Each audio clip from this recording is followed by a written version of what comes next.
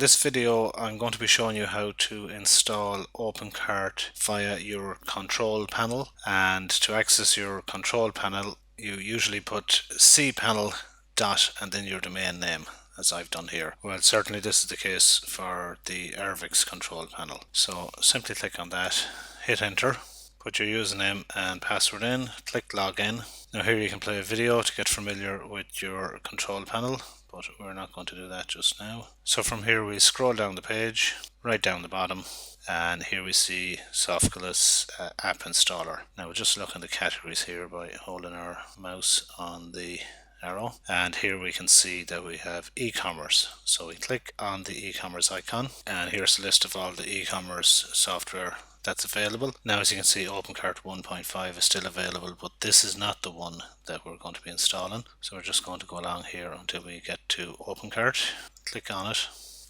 and from here we're just going to click install. We can drop down here to select our version. So I'll leave the new version selected here, and the protocol we're going to use. So if you just drop this down, you can see here there are 4 protocols to choose from. The first one being HTTP on its own. So in other words, if visitors to your website just type in your domain name without the www, they'll be able to find your website.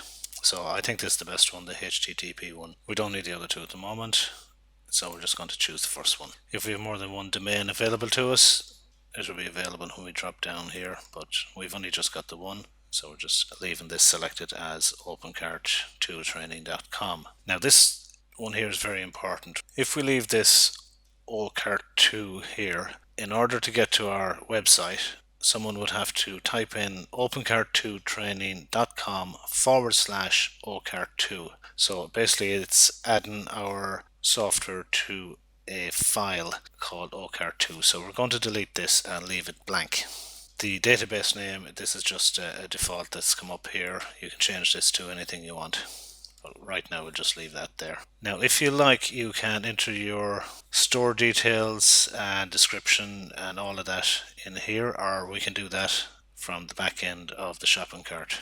You don't need to do anything here with the database table prefix. You can leave it as it is, and I'll just scroll right down. Now the admin account, it's defaulted here to admin, and the password has defaulted to pass. So obviously you can change these. I would recommend changing the admin username from something other than admin, because it's going to cut down on the likelihood of somebody accessing your website being able to guess your username and password.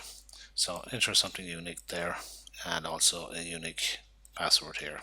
Then in the admin email, what's happened here is the username is just put in front of our domain name here with the @ sign. So you can change this to anything you want, and obviously you'll need to go into your email settings in your control panel just to make sure that email is set up, and if not, set it up in the email settings there. Again, the first and last name here just defaults to system and administrator. You can change all those, and down the bottom here we can see email installation details too. So in here just put in your current email address, be it a Gmail or Outlook or whatever email address you have. I'm just going to put in my info@startonlinehere.com. Now I'll get an email when this is installed with all the details of the installation. Now there's just one more thing here on the advanced options. Drop it down, scroll down the bottom here, and disable update notifications. Now I wouldn't do this because it'd be nice just to know when there would be an update available. Now this is something that's not going to be happening very regular, so I just leave this one unticked for now so that I'll know if there's an update available. The second one here is auto upgrade. Now for the e-commerce website, I would not tick this to auto upgrade. Reason being, we may be adding on some extensions and themes to our store which are specifically for this version of the OpenCart software. Now if the OpenCart software upgrades, which it does from time to time, the themes and extensions etc. that we would have installed may not just work as they should do, and our store may give us some problems. So I like to make sure before I upgrade that the themes and extensions that I'm using are also compatible, or that they've been upgraded, and I would manually do this. Something I do is I drop this down here on the automated backups and I select when to backup. Now this is entirely up to yourself. once a day, once a week, once a month. So I am going to set this up just to show you for once a day.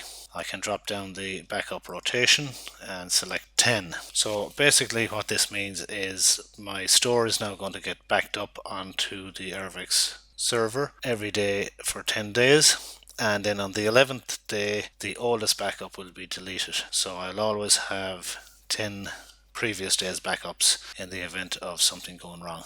So that's all done. So then we simply click install. And as you can see here, it says this may take 3 to 4 minutes, but usually not. Now we're told that the software is installed successfully, and it's showing us our domain name here, front end of the store, and it's also showing us the administrative URL. So as you'll see, that has a /admin, which is for the back end of our store. So let's just click on the front end URL here. And there we go. We can see that OpenCart has been successfully installed with the demonstration products and demonstration slideshow, etc. So now to the back end of the store, we can either click on the link here, or we could just simply type in a / and admin after our domain name. And as we can see, I've already done this before, so it's automatically filled with the username and password. So we just click login. There we have it, the back end of our store. So now we're ready to continue creating our very own e-commerce website.